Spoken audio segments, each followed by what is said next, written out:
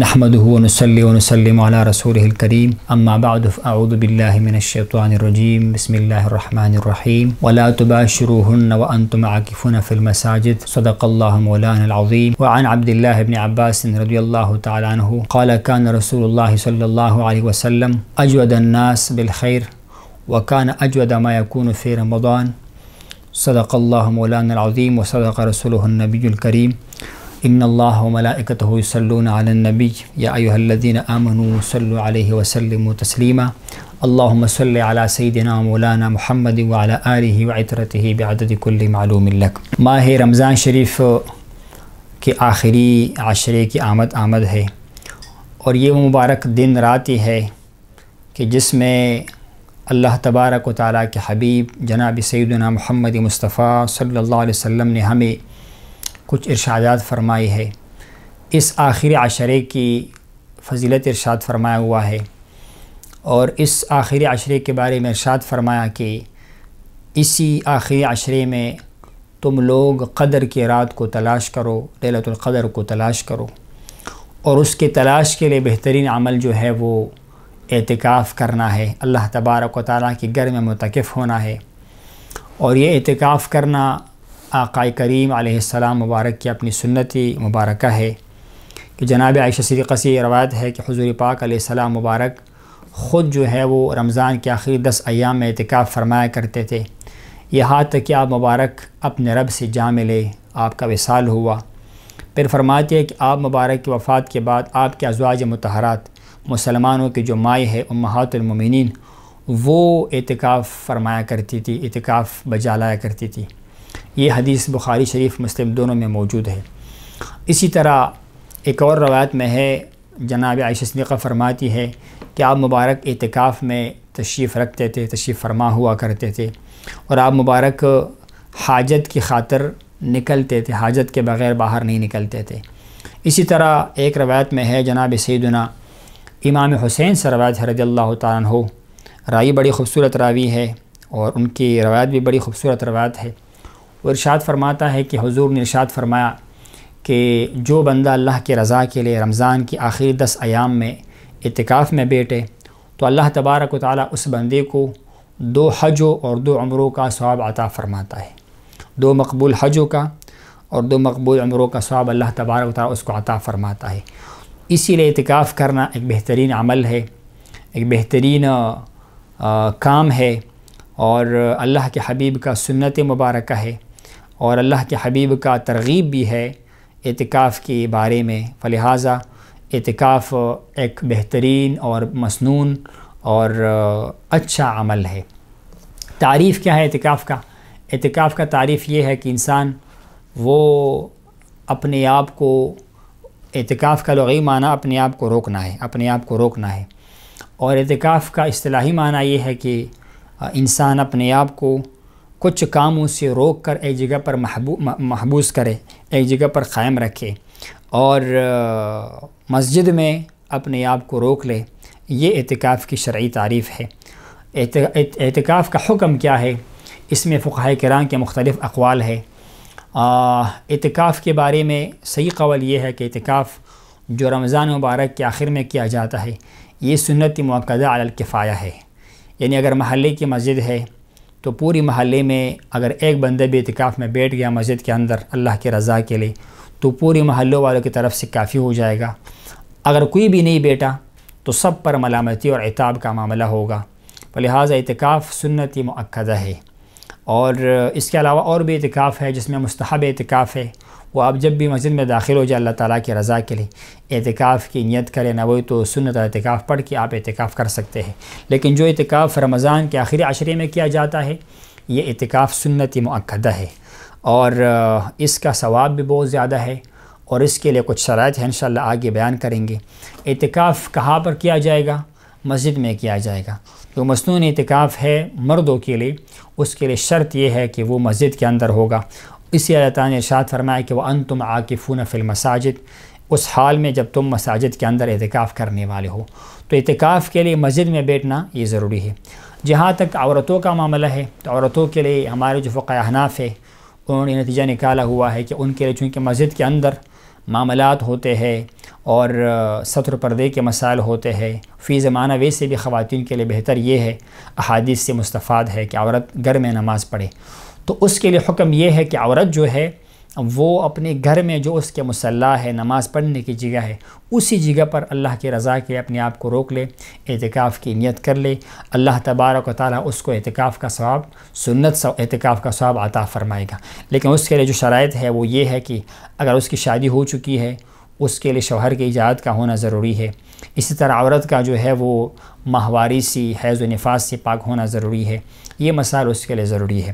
تو یہ اعتکاف کا جگہ کے بارے میں بات ہوا کہ مرد کے لیے مسجد ہوگا اور عورت کے لیے گھر کے اندر جو اس کا مصلی ہے، نماز پڑھنے کی جگہ ہے، وہاں پر وہ اعتکاف کا اہتمام اپنے لیے کرے گی۔ اعتکاف کا وقت کب سے شروع ہوتا ہے، کب ختم ہوتا ہے؟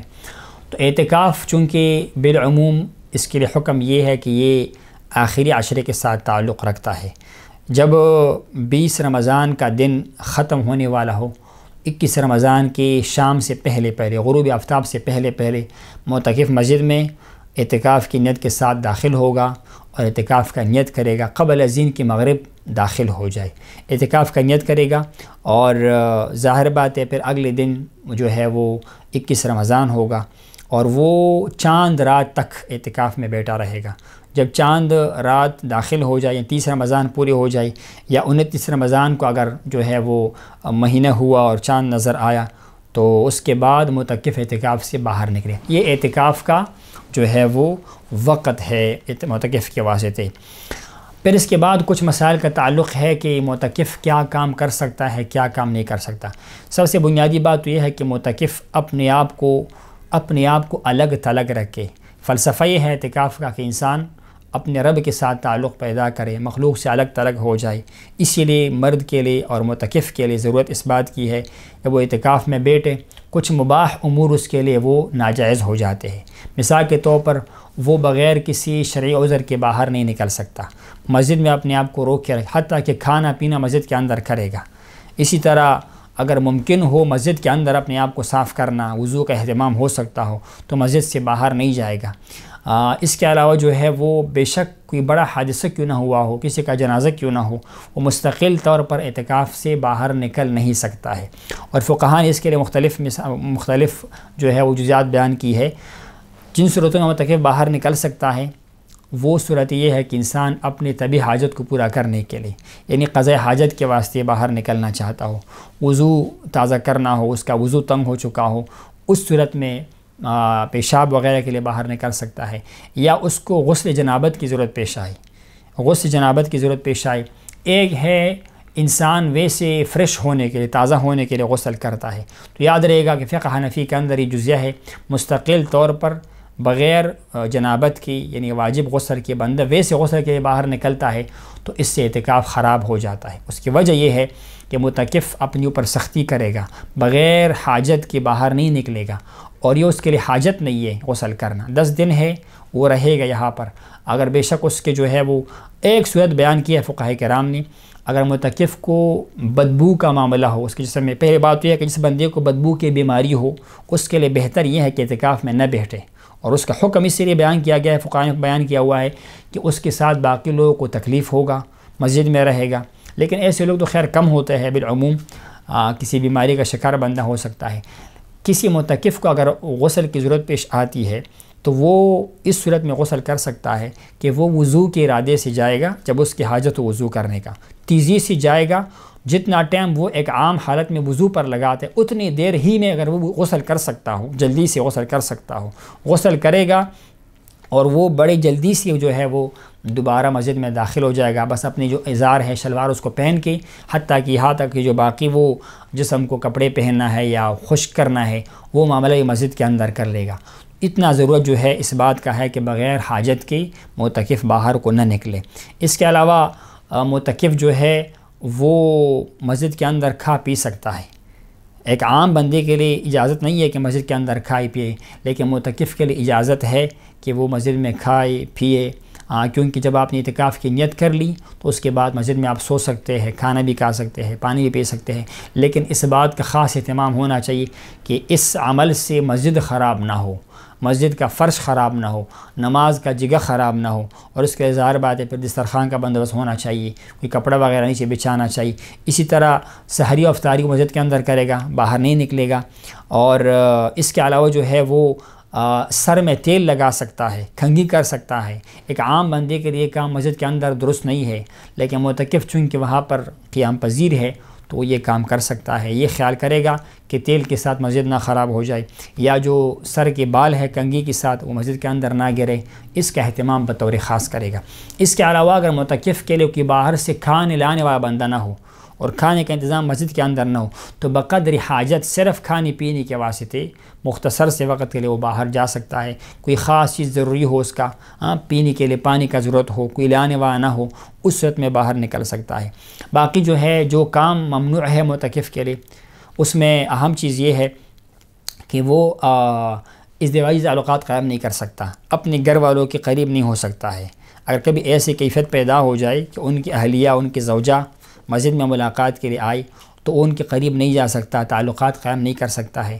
اسی طرح وہ باہر بغیر شرعی اور طبعی حاجتوں کے نہیں نکل سکتا۔ شرعی حاجت کیا ہے؟ مسجد کے اندر جمعے کی نماز کا اہتمام نہیں ہے، کیونکہ اعتکاف کے لیے مسجد کا جامع ہونا، جمعے کا نماز والا ہونا ضروری نہیں ہے۔ کسی مسجد میں اگر جمعے کی جماعت بھی نہیں ہوتی ہو تو اس مسجد میں بھی معتکف اعتکاف کر سکتا ہے، لیکن وہ جمعے کی نماز کے لیے کیا کرے گا کہ جب جمعے کی نماز کا وقت داخل ہوگا، قریب تر مسجد میں جہاں پر جمعے کی نماز قائم ہوتی ہو وہاں کے نکلے گا اور صرف نماز پڑھے گا، خطبہ سنے گا اور جلدی سے سنتیں پڑھ کے واپس اپنی مسجد میں اعتکاف والی مسجد میں آ جائے گا۔ یہ ہو گیا شرعی حاجت۔ یا اسی طرح جناب والا طبعی حاجت کیا ہے؟ آپ کو پاخانے کا مشکل ہے، آپ نے وضو کرنا ہے، غسل جنابت کرنا ہے، یہ اس کے لیے اس کے علاوہ آپ کسی مریض کی عادت نہیں کر سکتے ہیں، آپ جنازے میں شرکت نہیں کر سکتے ہیں اور کسی کا حال احوال نہیں پوچھ سکتے ہیں، اس کے لیے مستقلاً آپ باہر نہیں جا سکتے۔ ہاں اگر آپ باہر نکل چکے ہیں وضو کے لیے اور مسجد میں آتے ہوئے یا وضو کے لیے جاتے ہوئے راستے میں کسی سے بات کرتے ہیں، سلام کلام کیا، کسی کا حال پوچھا، اتنی گنجائش موجود ہے۔ لیکن ہم نے ایسے بزرگوں کو بھی دیکھا ہوا ہے کہ مبارک رحمہ اللہ کے خلفاء کو کہ دوران اعتکاف وہ کسی کے ساتھ بات کرنا ہی پسند نہیں کرتے تھے، بالکل خاموش رہا کرتے تھے، اور ایسے ہستے ہم نے دیکھی ہیں کہ جو یہ کہتے تھے کہ ہم یہ بھی نہیں چاہتے کہ ہم آسمان کی طرف دیکھ لیں، ہم اوپر کی طرف دیکھ لیں، یعنی اتنی وہ عاجزی، خلوت اور لوگوں سے الگ تلگ رہنا جو ہے وہ پسند فرمایا کرتے تھے۔ تو اعتکاف کی یہ وہ مسائل ہے جس کا بالعموم خیال رکھنا ضروری ہے۔ باقی اعتکاف کی جس طرح میں نے عرض کیا بہت زیادہ فضیلت ہے۔ حضرت عطا بن رباح رحمہ اللہ وہ فرماتے، ایک مشہور تابعی ہے، مفسر ہے، وہ فرماتے ہیں کہ اعتکاف کا مثال اس طرح ہے کہ جس طرح بندہ کسی امیر بندے کے پاس، کسی سلطان بادشاہ کے پاس جاتا ہے اور کچھ مانگنے کے لیے جاتا ہے، اس کے دروازے کو پکڑتا ہے کہ میں تب تک یہاں سے نہیں جاؤں گا جب تک میرا مقصد پورا نہ ہو، تو معتکف بھی اللہ تبارک و تعالیٰ کے بارگاہ میں سب کچھ چھوڑ کے آتا ہے اور وہ اس طلب میں آتا ہے کہ یا اللہ جب تک کہ تیری رحمت میرے ساتھ شامل حال نہیں ہوگی، مغفرت شامل حال نہیں ہوگی، میں تیرے در کو نہیں چھوڑوں گا، میں یہاں سے نہیں جاؤں گا۔ تو اللہ تبارک و تعالیٰ تو بڑا کریم و رحیم ہے، مہربان و غفور ہے، یقیناً وہ بندہ اپنی مرادی پورا کر کے مسجد سے باہر نکلے گا۔ اور یہ ایک عظیم جو ہے فلسفہ ہے اعتکاف کے اندر، خلوت پیدا ہو جاتا ہے، انسان اس کا تعلق اللہ تعالیٰ کے ساتھ پیدا ہو جاتا ہے۔ اور صرف ہماری امت میں نہیں، پرانی امتوں میں بھی، اہل کتاب کے اندر بھی، عیسائیوں کے اندر، یہودیوں کے اندر بھی یہ اعتکاف کا عمل موجود تھا۔ 40 دن کا اعتکاف ہوا کرتا تھا، قرآن مجید کے اندر بھی اس کی طرف اشارہ ہے۔ اور جناب سیدنا ابراہیم علیہ السلام کی طرف اللہ تعالیٰ نے ارشاد فرمایا کہ آپ جو ہے وہ کیا کرو، یہ کعبۃ اللہ کو آراستہ کرو، آباد کرو، کسی لیے تاکہ لوگ یہاں پر سجدے کریں، رکوع کریں اور یہاں پر لوگ اعتکاف کریں، اعتکاف کریں۔ تو سب سے افضل مسجد جو ہے اعتکاف کے لیے مسجد حرام ہے، پھر مسجد نبوی شریف ہو گیا، مسجد اقصیٰ ہو گیا، اس کے بعد شہر کا بڑا جامع مسجد ہو گیا، اس کے بعد پھر باقی مساجد محلے کے مساجد ہو گئی۔ لیکن محلے کے اندر کم از کم ایک شخص کو اعتکاف میں بیٹھنا ضروری ہے، چاہے اسی محلے کا بندہ ہو، چاہے کسی اور علاقے سے آ کر مسجد میں اعتکاف پذیر ہو جائے، معتکف ہو جائے، پوری محلے کے لیے وہ کافی ہوگا۔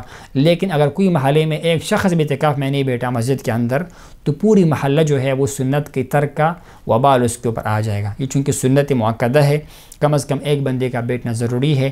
اور معتکف کیا کرے گا؟ وہ ظاہر بات ہے جو اس کے فرائض ہیں اس کو تو پورا کرے گا، روزے کی حالت میں ہوگا، تراویح پڑھے گا، اس کے علاوہ کوشش کرے گا کثرت کے ساتھ ذکر و اذکار کرنا، قرآن پاک کی تلاوت کرنا اور تہجد کا اہتمام کرنا۔ اس کے علاوہ جو طاق راتیں ہے 21، 23، 25، 27، 29 کے راتوں کو زیادہ اہتمام کے ساتھ گزارے، ہو سکے تو جاگ کر گزارے۔ اور امید تو اس بات کا ہے، مشائخ کرام فرماتے ہیں انسان اگر 10 دن کا اعتکاف کرے، یقیناً بالیقین امید اس بات کا ہے کہ اللہ تعالیٰ اس کو لیلۃ القدر کا ثواب عطا فرمائے گا۔ اس کو پتہ چاہے نہ چاہے، احساس ہو جائے نہ ہو جائے، لیکن چونکہ اللہ تعالیٰ نے اس مبارک رات کو اس آخری عشرے میں رکھا ہوا ہے، تو جو بندہ اعتکاف میں بیٹھے گا یقیناً اس کے ثواب کو بھی حاصل کرے گا، ثواب کو پالے گا۔ اور اس کے علاوہ معتکف کے لیے ضروری یہ ہے کہ وہ فضول باتیں نہ کرے، لا یعنی باتیں نہ کرے۔ آج کل موبائل لوگوں کے ساتھ ہوتا ہے، موبائل پر وہ فقط حاجت کے تحت، پہلے تو موبائل نہیں ہونا چاہیے بندے کے ساتھ، معتکف کے ساتھ۔ اگر موبائل اس کے ساتھ ہو بھی، وہ دین کا مسئلہ سیکھنا ہو یا کوئی تلاوت کرنی ہو یا کوئی مسئلہ دیکھنا ہو یا بقدر حاجت کوئی ضروری بات کرنی ہو مختصراً، تو ٹھیک ہے، ورنہ اس کا استعمال کرنا انسان کو غافل کر دیتا ہے۔ لیکن معتکف کو خاموشی کا روزہ نہیں رکھنا چاہیے کہ وہ کسی سے بات نہ کرے، یعنی وہ گفتگو کرے بقدر حاجت، اچھی بات کرے، تلاوت کرے، کسی مسلمان کے ساتھ دین کی بات کرے، اس کے ساتھ کہ بندہ بیٹا ہوا ہو یا ملنے کے لیے آئے، نمازیوں کے ساتھ گفتگو کر سکتا ہے، لیکن دنیا کی باتیں کم سے کم کرے۔ ہاں اگر وہ کوئی ڈاکٹر ہے، کوئی طبیب ہے، وہ اعتکاف کے اندر بیٹھا ہوا ہے، کوئی نمازی نماز کے لیے آتا ہے بیمار ہو، تو وہ اپنے علاج کے لیے اس سے مشورہ کر سکتا ہے، اتنی بات کی گنجائش موجود ہے۔ یا اس کے پاس خریداری کے لیے کوئی چیز نہیں ہے، وہ کچھ خریدنا چاہتا ہے، تو مسجد کے اندر بطور حاجت اپنی خریداری کا کام کر سکتا ہے، کسی بچے کو بول سکتا ہے، کسی بندے کو کہ میرے لیے فلاں چیز لاؤ۔ اس کے علاوہ وہ فضول باتوں سے اجتناب کرے۔ جو لوگ گپے لگاتے ہیں، ٹائم پاس کرتے ہیں عیاذا باللہ، تو وہ بجائے ثواب کمانے کے وبال کا جو ہے زیادہ خطرہ ہوتا ہے۔ تو اعتکاف کرنے کے لیے، معتکف کے لیے ان امور کا اہتمام کرنا چاہیے۔ اشراق کی نماز پڑھنی چاہیے، اور اسی طرح چاش کی نماز پڑھنی چاہیے، ضحیٰ کی نماز۔ اس کے علاوہ جب بھی وہ وضو کر کے مسجد میں داخل ہو جائے تو 2 رکعت تحیہ وضو کی پڑھے، 2 رکعت تحیہ مسجد کی پڑھ لے۔ اس کے علاوہ اوابین کی نماز، مغرب کی نماز کے بعد سنتوں کے بعد 6 رکعت وہ پڑھنی چاہیے۔ اس کے علاوہ ہو سکے صلاۃ حاجت پڑھے، صلاۃ توبہ استغفار پڑھے، اور اسی طرح صلاۃ تسبیح ہو گیا وہ پڑھنا چاہیے۔ دینی کتابوں کا مطالعہ کرنا چاہیے، یا اگر کسی عالم کا بیان وغیرہ ہو اس کو سنا کرے، تسبیحات کرے، استغفار کثرت کے ساتھ پڑھے، اور دعائیں کثرت کے ساتھ کرے کہ معتکف کے دعائیں اس کے زیادہ امکان ہے کہ اللہ تبارک و تعالیٰ اس کی دعاؤں کو قبول فرمائے گا۔ یہ سارے وہ امور ہے کہ جو معتکف کو کرنا چاہیے۔ اللہ تعالیٰ کی بارگاہ میں دعا ہے کہ ہمیں ان لوگوں میں شامل فرمائے کہ جس کو یہ عظیم سعادت بار بار نصیب ہو اور قبولیت بھی نصیب ہو۔ وآخر دعوانا ان الحمد للہ رب العالمین۔